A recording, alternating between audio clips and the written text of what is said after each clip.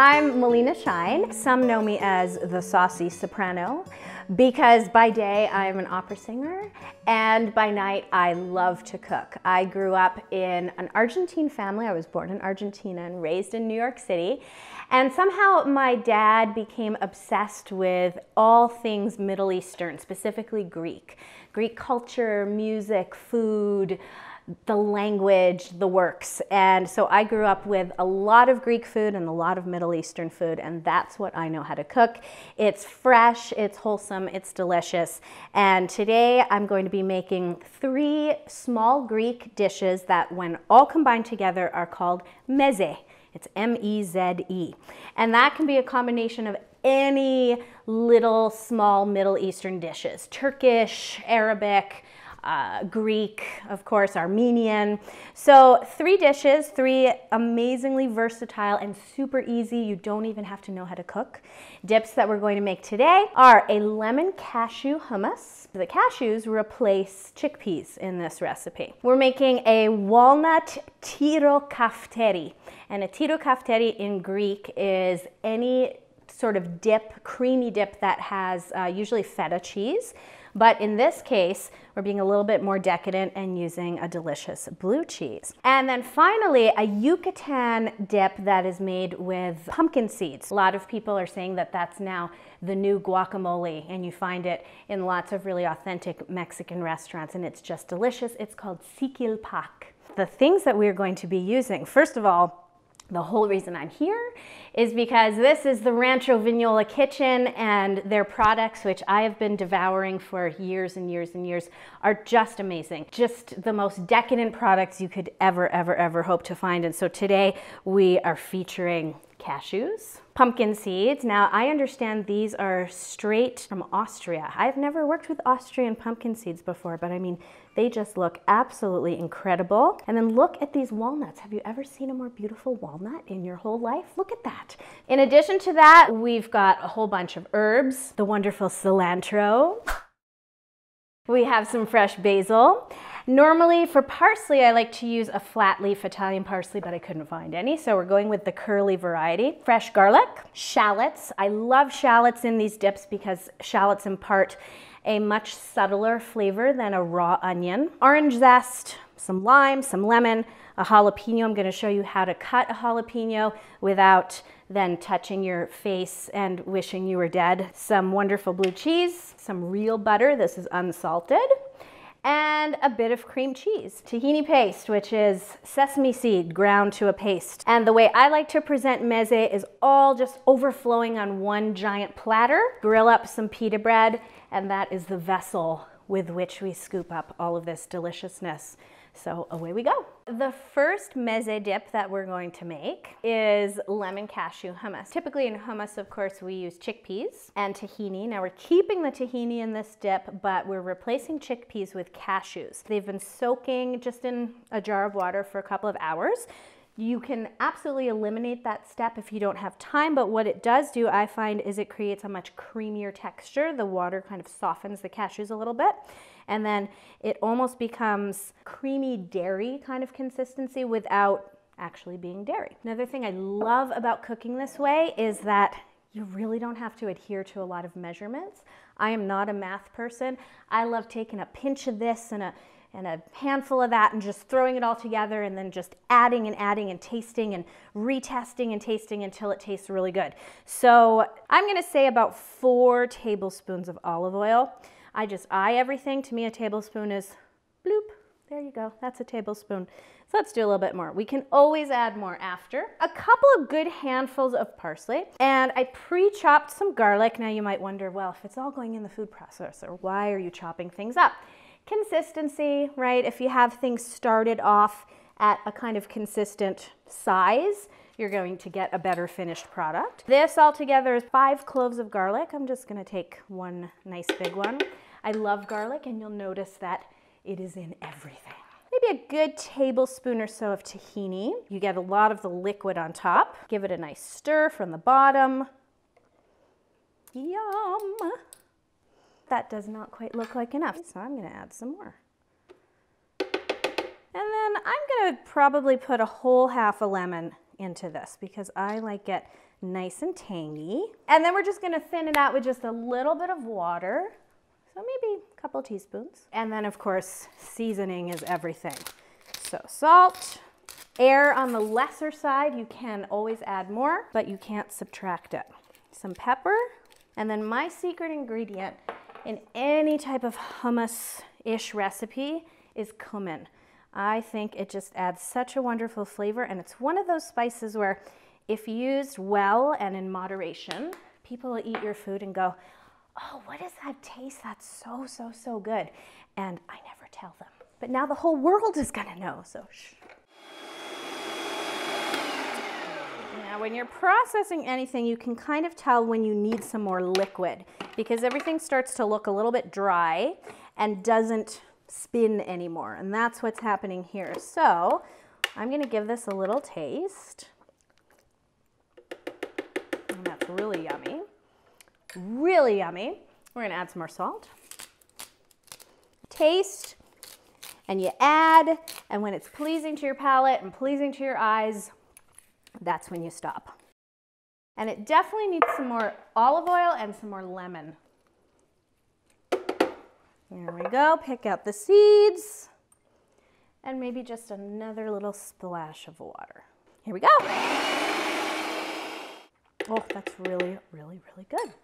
So our first dip, you guys, is done. I'm just gonna plate it up.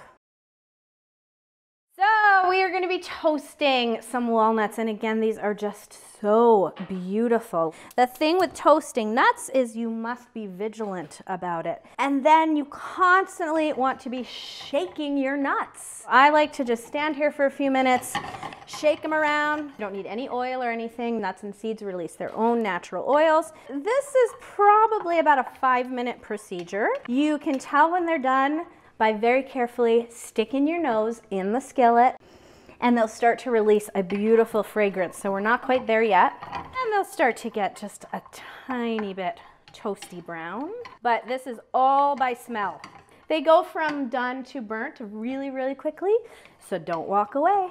Ah, there is the smell that I've been waiting for. So we are now officially done toasting. Have you ever made a Tito Cafeteri? Well, you are about to learn. In Greek cuisine, anything that is a blended feta dip is called a Tito Cafeteri. But I'm making mine today extra decadent with wonderful stinky blue cheese. Normally you will use some kind of nut or olives, sun-dried tomatoes. There's really no limit to what can go in this. We are doing ours with these gorgeous Rancho Vignola walnuts that we toasted just before. And we're going to add, I don't know, I'd say a few tablespoons of some chopped fresh basil, 1/4 cup of cream cheese. I didn't say that this one was low-cal. We are going to add a little bit of butter, just a tablespoon, and then a clove of garlic and more parsley. Today is totally parsley day. So a nice handful, a little more for good measure. Now we want to be careful with the salt because blue cheese and cream cheese are already very salted. I do use unsalted butter in this because I like to be able to have control over my salt. And then we want to smell and we want to taste. And that is quite delicious. So I'm going to transfer this to our meze platter as our second dip. But let me tell you some other really cool things you can do with this Tito Cafeteri. You can take little spoonfuls of it, take a beautiful French baguette or some Italian bread, slice it up and spread a tablespoon or so of this on each piece.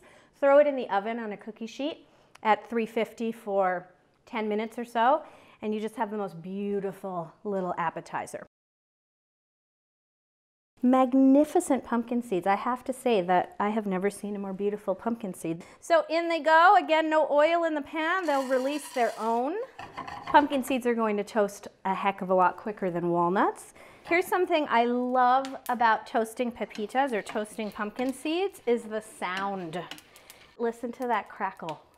So that's actually all the time we need for those. They're getting very excited, as you can hear. Our last dip in our meze platter is called Sikilpak. Now this is the one of the day that is not Middle Eastern. It's actually from the Yucatan. And it is a pumpkin seed dip, and it's so delicious. Like I mentioned before, some say that it's the new guacamole in lots of authentic Mexican cuisine. So it involves a jalapeno, and I've got to say I have a bad history with jalapenos. It seems that in my past, every time I've worked with jalapenos, I've invariably touched a part of my body afterwards. My eyes, my nose, something worse. And jalapenos are very spicy. So I want to save you that pain and show you my little trick. You cover your hand in plastic wrap. The seeds are what make the jalapeno super spicy. So we want to seed it. Unless you really, really love the spice, then go for it. It's your life. Obviously, when you're buying hot peppers in a store, you never can tell. So I just like to pinky rub and taste. And that's a very mild one. So I'm not going to be too concerned with overusing it. And we're just going to roughly chop it because it is going to get sauteed, and then it's going to go into the food processor. I've got my cup of pre-toasted pumpkin seeds in the food processor, and in the skillet what I did was I took about a tablespoon and a half of olive oil, and I just did a quick saute over medium-high heat of my chopped jalapeno, some chopped shallots, and garlic. Everybody's favorite part, cilantro. Now you either love cilantro or you don't. I hear there's a gene that determines if it tastes wonderful to you, which it does for me, or some people say it tastes like dirty dish rags. So if you don't like cilantro, then probably don't do this recipe, but I love it, so in it goes. This is about half a cup, roughly chopped, and we're also going to use up the rest of our parsley. I took an orange and I took about a teaspoon of zest off of it, so that's going to go into just a really subtle, beautiful citrus flavor. We're going to add some more olive oil, some fresh lime. And I'm going to start with just the juice of half a lime because, again, you can always add some more later. Add some salt and pepper. Here we go. Wait, not yet? Okay. And this definitely needs a little more liquid, so let's hit it with some more olive oil. And maybe a little bit more of that other half of the lime. And let's go round two. And let's give it a taste. Oh, it just looks so fresh. And if you could smell those pumpkin seeds, A little more salt. I'm gonna lime the heck out of it. So we're gonna use up a whole lime. Let's check her out. Yeah, that looks just how I want it to. One more taste. So just for a little bit of presentation, I like to usually take one ingredient that I've used in each of the dips and just add it on top. So in our wonderful Sikilpak, we use that orange zest. In our Tito Cafeteri, basil, just take the leaf, roll it up, and then do really tiny, tiny little slivers of it. And then we'll just make a fun little pile of that on top.